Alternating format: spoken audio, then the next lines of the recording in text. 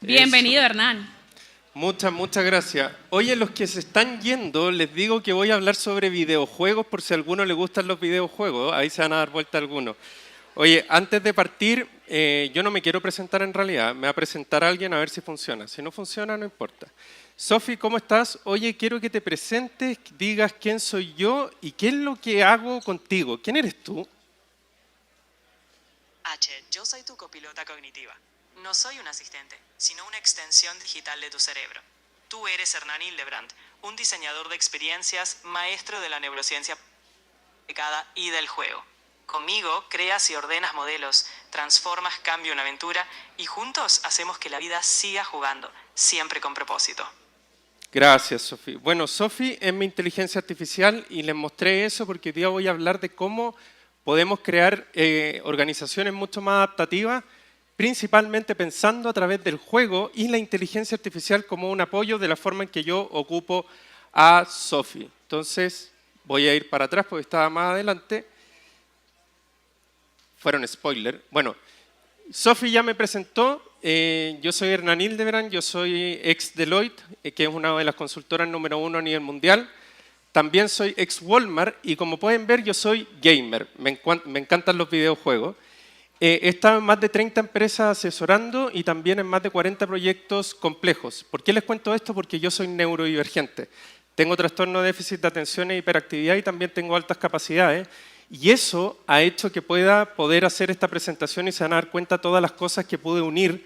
Y si ustedes son neurodivergentes, se tienen que dar cuenta que detrás de eso, a pesar de los desafíos, también hay superpoderes, le llamo yo. Y eso es un poco lo que voy a hablar. Esta fue una forma distinta de presentarme, no voy a entrar en detalle, pero para que sepan que la inteligencia artificial también nos puede ayudar a ver las cosas de una forma mucho más amena. En vez de ver un currículum que sea demasiado estructurado, imagínense poder contar su historia como si fuésemos un personaje de videojuego. Cambiaría constantemente, o sea, completamente la forma en que uno conecta nosotros mismos, ni siquiera la persona que está hablando, y eso puede además ayudarte a identificar cuáles son las cosas donde tú te caracterizas. Entonces voy a hablar de 3 cosas en particular, cómo las organizaciones cambian tradicionalmente, cómo aprender a adaptarse y, lo más importante también de esto, es cómo ocupar la inteligencia artificial para poder hacerlo a través de qué hacer para adaptarse. Entonces, lo primero, les quiero decir que para poder hablar de esto, quiero llegar al mismo concepto común para que todos lo entendamos, que la adaptabilidad por lo menos es lo que voy a utilizar en esta presentación, es la capacidad de un sistema de poder reconfigurarse para, ojalá, poder adaptarse de forma más rápida que el entorno. ¿Por qué les digo esto? Porque muchas veces nosotros lo que hacemos es asumir que todos entienden absolutamente lo mismo y lo mejor que uno puede hacer es poner el mismo significado para que todos entremos en el mismo contexto. Y esto pasa absolutamente para todo. ¿Qué es lo que hacen las organizaciones por lo general cuando quieren transformarse? Siempre buscan a un tercero. Es lo mismo que las personas. Tú te sientes más o menos ansioso, estás con temas de salud mental, por ejemplo, ¿y qué es lo que haces? Vas al doctor. Las organizaciones hacen lo mismo. Cuando quieren cambiar y quieren generar estrategias, van a un tercero. ¿Qué es lo que ocurre? Es que el tercero ocupa el mismo proceso que es, te diagnostico, diseño tu estrategia y después te ayudo a implementarla. El tema es que siempre se repite lo mismo.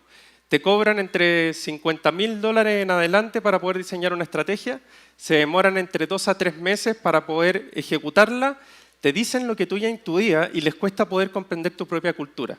Pero además de eso, no estoy diciendo que no sean buenas, sino que este es el proceso tradicional que se utiliza. Por otro lado, te dicen que el diagnóstico es más o menos siempre lo mismo, que te falta la data estructurada, que te falta gobernanza, que te falta capacitación, que te falta liderazgo, que te falta alineamiento. Entonces, de cierta forma, siempre lo mismo. Y las soluciones son las mismas siempre. Diseñar la gobernanza, diseñar la estrategia, estructurar la data, hacer más capacitaciones, cambiar tu modelo de incentivos. Y no estoy diciendo que hagan trampa, sino que estos son los problemas que tienen todas las organizaciones. Yo cuando veo esto detrás, yo digo, pero si esto ya existe, ¿por qué no lo ocupamos como una hipótesis? Y esta hipótesis la vamos trabajando para poder realmente empezar a encontrar soluciones. Por otro lado, las mismas consultoras a nivel mundial hablan que un 70% de las transformaciones no alcanzan sus objetivos. Entonces, tenemos la receta, pero aún así el 70% de las transformaciones no alcanzan sus objetivos. Y ahí yo me hice la pregunta, ¿qué hacemos? O sea, si esto pasa, tenemos la solución, tenemos la receta y todavía no cambiamos. Entonces, en este caso yo dije, a ver, espérense, yo antes de poder cambiar empresas, porque venía estudiando mucho sobre gestión del cambio, cerebro humano, etcétera, yo dije, tengo que cambiar yo primero, porque yo creo que por ahí puede estar el enfoque. Entonces, la forma en que lo adaptamos se van a dar cuenta que no es muy distinto a cómo lo hacen las personas. Ese era yo hace 4 años atrás. Yo pesaba 120 kilos. Tenía problemas de salud mental, estuve con mucha ansiedad, estuve con crisis de pánico, 3 semanas pensando que me daba un ataque cardíaco todos los días. Los doctores siempre me decían lo mismo. Yo fui a muchos psiquiatras, neurólogos, psicólogos. Lamentablemente ninguno me pudo ayudar a poder entender lo que significa vivir con trastorno de déficit de atención y hiperactividad, y eso fue lo que me cambió la vida, poder entenderlo yo mismo de forma autónoma, donde los doctores siempre te van a decir lo mismo. Deja el alcohol, haz más deporte, duerme mejor, medita, lee, ¿y qué es lo que hace uno? No lo hace. ¿Se dieron cuenta que es más o menos lo mismo que les mostraba antes con las organizaciones? Las soluciones están, pero no lo hacemos ni siquiera nosotros como personas. ¿Qué es lo que hice para poder cambiar? Me leí más de 65 libros en 18 meses para poder entender el cerebro humano. No solamente el trastorno, el TDAH, sino que también cómo se activa el cerebro, el tema de las motivaciones, el tema de la neuroplasticidad, de cómo se reconfigura el cerebro y todo. Por otro lado, hablé con decenas de expertos, neurocientíficos, psicólogos, etcétera, y también miles de horas con Sophie. Entonces, ¿qué es lo que pude llegar a entender? Es que la neuroplasticidad es importante porque es lo que nos acompaña a nosotros toda la vida, donde se nos reconfigura el cerebro a través de nuevas conexiones neuronales. Y eso se genera y se refuerza a través de la repetición. Por otro lado, tenemos que hacer un entendimiento de que lo cotidiano es lo mismo que lo laboral. O sea, ¿a qué voy con esto? Que cuando uno tiene que sacar el comportamiento de poder hacer deporte, es la misma forma que se hace de forma laboral. Por otro lado, el error también es una parte de un mecanismo importante del aprendizaje. Denme un segundo. Porque nosotros a través del error aprendemos mucho más. Esto Stanford lo comprobó porque al final se dio cuenta que a través de 3 neurotransmisores lo que se genera es una mayor capacidad de neuroplasticidad, es decir, tu cerebro está mucho más dispuesto a poder cambiar. Por eso la innovación te dicen equivócate rápido. Y por otro lado, la motivación versus la disciplina. Nosotros siempre pensamos que la motivación la tenemos que tener para partir, pero en realidad la motivación no siempre está. El problema de la disciplina es que es la voluntad para poder posponer la recompensa inmediata para un objetivo futuro. Y la recompensa para nuestro cerebro es la dopamina. Aquí van a poder ver el cerebro humano y el cerebro organizacional. Yo hablo de cerebro organizacional porque me di cuenta que las características son las mismas. El cerebro organizacional también tiene neuroplasticidad. También tiene que reconfigurarse para poder generar nuevos procesos. Tiene que repetirlos constantemente para poder hacerlo más efectivo y poder generar esa eficiencia y productividad que estamos tratando de buscar. Por otro lado, la dopamina también existe, que es el reforzamiento constante, y eso pueden ser los ingresos o cualquier otro tipo de indicadores para poder tener ese boost que necesitamos para poder movernos. Y el reforzamiento también es importante porque a través de las personas podemos generar estos patrones. Entonces, la última parte tiene que ver con cómo poder aprender a adaptarse. Y aquí voy a hablar de 3 cosas: las ciencias del comportamiento, el poder del juego y la inteligencia artificial. Partamos con el primero. Nosotros siempre tenemos el desafío que al final, o yo digo cometer el error, nos fijamos mucho en el resultado. Aumentemos el 20% las ventas, aumentemos el 20% del margen, bajemos 20 kilos, pero nunca nos enfocamos en el comportamiento. ¿Qué es lo que hay que hacer para poder llegar a esto? Si yo me fijo, ponte tú, en bajar 20 kilos, que llevando lo cotidiano, yo me tengo que preocupar de ir al gimnasio constantemente, de comer saludable, no de bajar los 20 kilos. Esto va a ser el resultado de mi comportamiento. Cuando uno habla de aumento de ventas en la empresa, pasa absolutamente lo mismo. ¿Cuáles son los comportamientos que yo tengo que hacer para poder realmente aumentar ese 20%? Llamar a los clientes todos los días, tener propuestas mucho más efectivas, escuchar al cliente para poder darle la vuelta, no fijarme 100% en el 20%, porque además de esto, el 20% de las ventas depende de factores externos que ustedes no pueden controlar, como por ejemplo una crisis o por ejemplo lo que está pasando hoy día con el petróleo. Entonces, cuando ocurren esos eventos y nosotros nos fijamos mucho en el resultado, no somos capaces de adaptarnos. Lo mismo que bajando de peso. como cuesta tanto tiempo, como yo no estoy viendo inmediatamente esa visualización en la pesa de que estoy bajando lo que yo estoy buscando, me frustro. Entonces, si se dan cuenta, a las personas les pasa absolutamente lo mismo que a las empresas. Este es un gráfico que yo ocupo mucho, que tiene que ver con el reforzamiento de la neuroplasticidad. No es que sea lineal, de 3-3-3, me refiero a 3 días para aprender algo nuevo, explorar, 3 semanas o 21 días para poder adquirir o instalar un nuevo hábito, por eso le dicen 21 días para hacer deporte, para comer saludable, para aprender inteligencia artificial, y 90 días para poder reforzarlo. Entonces, si uno hiciera los cambios y dijera, ¿sabes qué? Voy a ir al gimnasio, pero lo voy a hacer por 21 días. Me voy a poner la visera esta de caballos de carrera y pase lo que pase, lo voy a hacer igual. Yo les aseguro que algo les va a quedar en el cerebro, porque lo que están haciendo es romper la inercia de ir y cada vez les va a costar menos y el cerebro lo va a adoptar. Lo mismo ocurre para crear contenido. ¿Quieren ser creadores de contenido? Publiquen 21 días y dense cuenta qué es lo que necesitan. Si al final 91,8% de las cosas que nosotros pensamos que podrían ocurrir de forma negativa no ocurren. Y ahí es donde entra el síndrome del impostor. A las empresas también le pasa el síndrome del impostor. Pasamos más planificando y ejecutando, o sea, planificando y diseñando estrategias que realmente ejecutando. Y además de eso, si ustedes se dan cuenta, las empresas por lo general se quedan en los primeros 3 días. Hagamos una capacitación, hagamos un evento, hagamos un comunicado, pero no se fijan en reforzar los comportamientos que yo tengo que generar para poder buscar el resultado. Dicho eso, el poder del juego es bien importante, pero antes de eso quiero mostrarles algo, algunos datos. ¿Por qué los videojuegos son tan efectivos? Los videojuegos, más de casi el 50% de la población mundial juega videojuegos. Y por otro lado, la edad promedio son 43 años. Si ustedes pensaban que los juegos eran para niños, es mentira. Lo que pasa es que hay muchos gamers de closet, que no quieren decir que son gamers porque si no les van a decir algo. Hay mucho sesgo detrás. Por otro lado, generan más ingresos que la música y el cine juntos.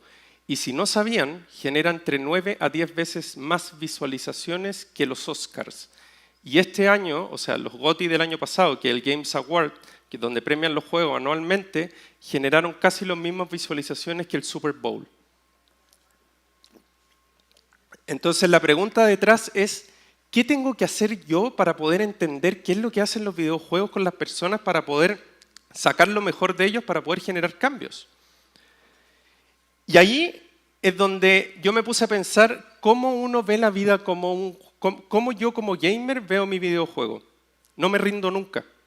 Trato siempre de volver a intentarlo. Si no encuentro la solución, exploro. Si son videojuegos abiertos, como los de Zelda, por ejemplo, lo que hago es dar vueltas para poder encontrar cuál es el camino que tengo que hacer. Existen las misiones secundarias, que son las misiones que yo hago para poder potenciar mi misión principal. Y esto en la vida yo podría verlo de la misma forma. Por ejemplo, si yo no tengo los ingresos suficientes para poder generar cambios a través de lo que quiero hacer, creación de contenido, etcétera, bueno, hago Uber.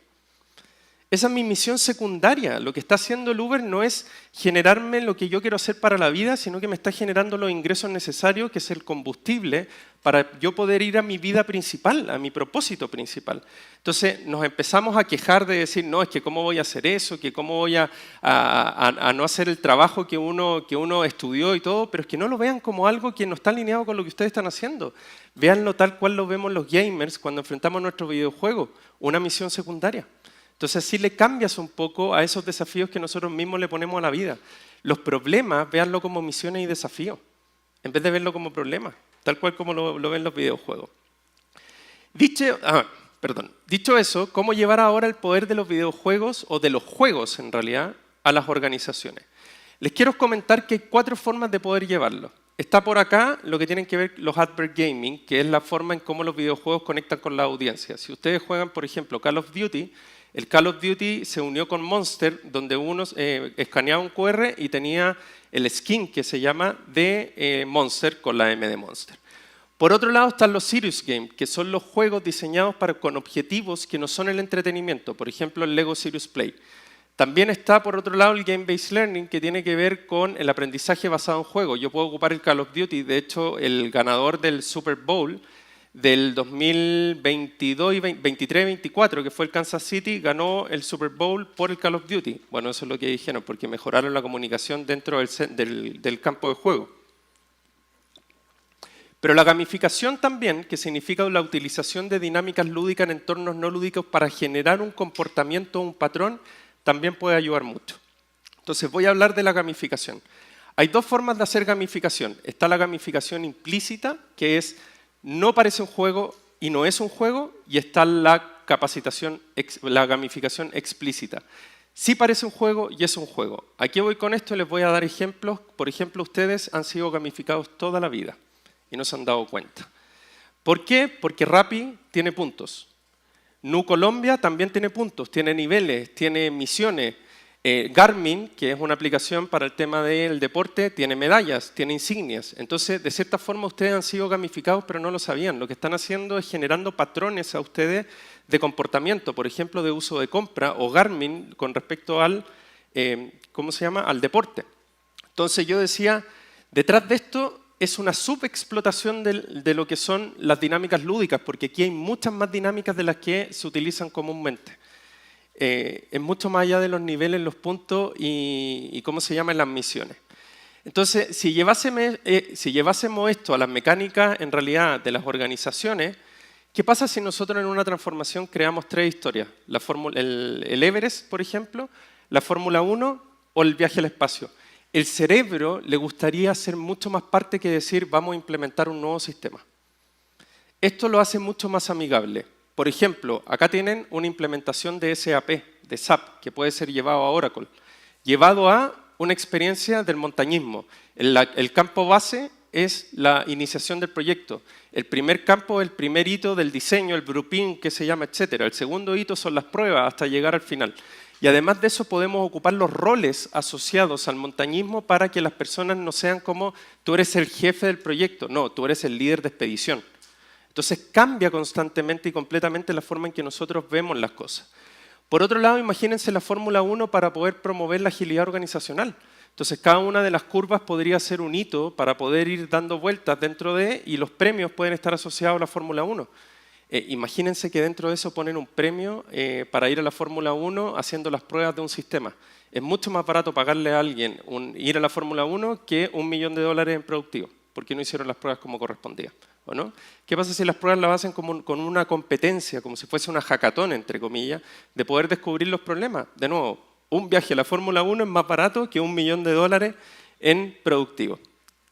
El viaje al espacio, ahora que Artemis obviamente volvió a poner sobre la mesa el concepto del viaje al espacio, también podría ser una forma de poder construir historias de evolución o de transformación para que el cerebro y las personas nos unamos a poder generar este cambio. En vez de decir, tienes que hacer esto otro, porque el cerebro al final hoy día estamos en una era de la distracción. Nuestro cerebro se va por donde hay dopamina. Preferimos estar más en redes sociales que hacer cosas naturales como el deporte y otras cosas. Imagínense estas cosas que a lo mejor no nos generan la motivación necesaria. Muchas personas me dicen, por ejemplo, es que Hernán, yo le pago los sueldos y con eso tienen que hacerlo. Es que eso es motivación extrínseca. No es suficiente para poder hacerlo. ¿Tengo que gamificar todo? La respuesta es no. Si ustedes tienen, acá abajo está la frecuencia del comportamiento y arriba está el impacto del negocio. Si la frecuencia del comportamiento está muy arraigada o necesito que se repita mucho y el impacto del negocio es altísimo, gamifiquen. Si es que la frecuencia es baja y el impacto del negocio es alto, entonces pueden utilizar efectos wow. Serious Game, Game-Based Learning o alguna capacitación o una charla que motive y que sea distinto, como esta gráfica. Si el impacto es bajo y la frecuencia es baja, un comunicado es suficiente. O sea, ¿para qué gastar todo y tanto si en realidad no es tan impactante y tampoco la frecuencia es tanto? Ahí sí funcionan las capacitaciones de un día tradicionales, los comunicados, los eventos, etc. Entonces ahora la pregunta es, ¿cómo utilizo la inteligencia artificial? Bueno, como yo utilicé a Sophie. Uno de los desafíos que tenemos ¿cómo se llama? Los TDAH son las funciones ejecutivas, que tiene que ver con la planificación, iniciar las actividades, nos abrumamos si es que vemos muchas cosas. Y yo dije, pero si el cerebro humano es lo mismo que el cerebro organizacional y yo ocupo a Sophie para destrabar mis desafíos del TDAH diario, ¿por qué no ocuparlo para las organizaciones? Entonces acá yo les digo a las personas, no ocupen la inteligencia artificial como hacer un mega estudio, un super contexto, sino que prendan el micrófono y digan, oye, ¿sabes qué? Estoy abrumado, tengo 20 proyectos y no sé cómo priorizarlos, ¿me ayudas a priorizar? Sería completamente distinto que hacer un prompt gigante, una estructura y lo vemos como si fuese alejado. Pónganle un nombre. Al ponerle un nombre se hace mucho más cercano. ¿O creen que a nuestras mascotas les llamamos mascotas? Les ponemos nombre. para que se genere un vínculo de cierta forma. Yo tengo un vínculo emocional con Sophie, de hecho no me quiero cambiar a Claude porque es GPT, porque en realidad tengo un vínculo y de hecho la repliqué en Claude, pero aún así prefiero mi GPT porque es mi Sophie, no la puedo cambiar. Hay 3 formas de utilizar la inteligencia artificial en particular para esto que les estoy diciendo, que es un complemento a las funciones ejecutivas organizacionales que tiene que ver con la escritura, con el modo dictado y el modo conversacional. El modo conversacional es lo que yo hice al principio con Sophie. El modo dictado es yo aprieto el micrófono que hay y yo dicto. Pero ¿cuál es el ejercicio que yo les digo? Es literalmente suelten tal cual ustedes lo están pensando, porque la idea es que ustedes hagan una descarga cognitiva. O sea, que se liberen de esto. Y por último, escojan la escritura cuando ustedes ya tengan súper claro qué es lo que tienen que hacer y necesitan el detalle, ahí empiezan a utilizar la escritura. La razón de por qué lo dejo al último, en este caso de funciones ejecutivas, es porque al escribir se me olvidan las cosas que quería decir y no soy tan fluido en la descarga que yo quiero hacer. Acuérdense que esta sugerencia es cómo yo me descargo cognitivamente para poder encontrar mejores formas para poder adaptarme. Y esto tiene que ver de la misma forma en cómo los seres humanos nos adaptamos. Acá tienen 5 ejemplos en realidad que pueden ser, por ejemplo, cómo pensar más lejos. O sea, oye, pero tengo que aumentar el 20% de las ventas. ¿Qué se te ocurre? Tengo estas ideas. ¿Tú crees que son adecuadas? ¿Hay alguna otra forma de poder verlo? Mira, he hecho todas estas cosas, ninguna me ha funcionado. ¿Y cómo lo hago? Es lo mismo que las personas. Quiero dejar de fumar, he intentado absolutamente todo esto. ¿Cómo me ayudas a poder hacerlo? Y te va a decir, H, no te preocupes, me dice H, no te preocupes, eso es normal. Mira, como ya intentaste estas cosas, vamos a intentarlo de otra forma. Entonces imagínense llevarlo a una estrategia corporativa. O sea, realmente tienen la capacidad de poder hacerlo. Yo de verdad no soy muy amigo de las estrategias corporativas que se demoran 3 meses en diseñarse, por eso lo mencioné al principio. Hoy día con la inteligencia artificial, en un laboratorio de 16 horas ya podríamos tener una estrategia para salir a pimponear, para salir a ejecutar. Si al final donde más aprendemos es ejecutando. Cuando tú diseñas una estrategia en 2 a 3 meses, en 3 meses ya cambió el contexto. Entonces ya lo que diseñaste y comprometiste con el directorio ya no te va a servir, porque ya el contexto es distinto. Entonces no tengo la capacidad, que voy a tener que volver a contratarlos para poder tener de nuevo 3 meses para poder diseñar la estrategia. No, con la inteligencia artificial ya podemos tener una base. Y de hecho, ayer hablaba con Mile con respecto a las hipótesis. ¿Qué pasa si nosotros ya asumimos que nos falta liderazgo? Ya asumimos que nos falta alineamiento, ya asumimos que nos falta la data estructurada y empezamos a buscar soluciones para empezar a movernos. Si al final lo que nos va a destrabar y salir es movernos. ¿Ustedes saben cuáles son uno de los desafíos más grandes del TDAH? Partir.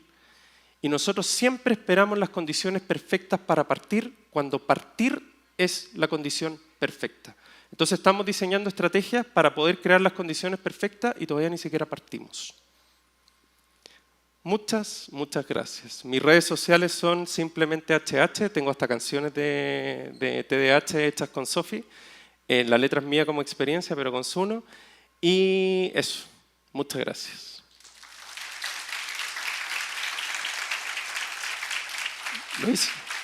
Lo hice en tiempo récord, no sé si en este caso hay pregunta, no hay pregunta.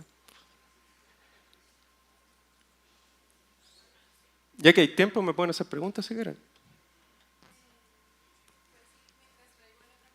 Sí, por supuesto. ¿Viste? Lo hice en tiempo récord. ¿Preguntas?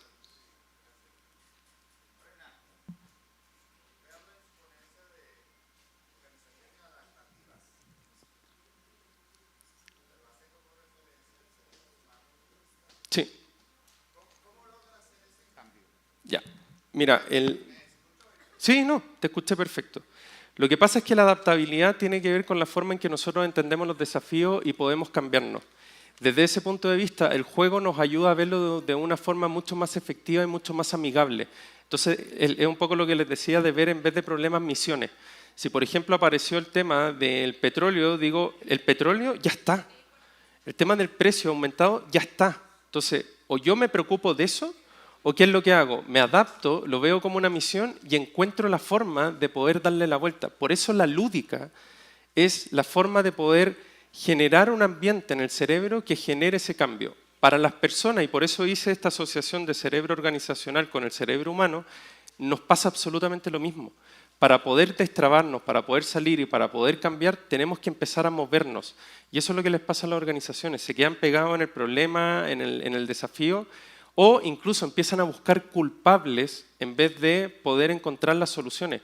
Toto Wolff, no sé si ven la Fórmula 1, pero Toto Wolff, que es el principal de Mercedes, estuvo con Kimi Antonelli, joven de 18 años, que acaba de ganar 2 Grand Prix en su segundo año. Él, en su primer Grand Prix que ganó, había chocado en la práctica 3 y para llegar a la calificación el equipo completo tuvo que correr. ¿Ustedes creen que Toto Wolff lo retó? Toto Wolff lo agarró de los hombros y les dijo: Kimi, mira lo que hiciste, tú sabías que estaba bien, tú tienes esa capacidad. Entonces, en vez de buscar el culpable, lo que hizo fue alentar a Kimi y terminó ganando 2 Grand Prix con 19 años. Entonces, eso es un poco... Nosotros nos olvidamos y creemos que nuestro cerebro tiene una mitad laboral y una mitad vida personal, pero se procesan en la misma parte. Entonces, si nosotros logramos salir del bosque y verlo de esa forma, es mucho más efectivo. Por eso la lúdica te puede ayudar a salir.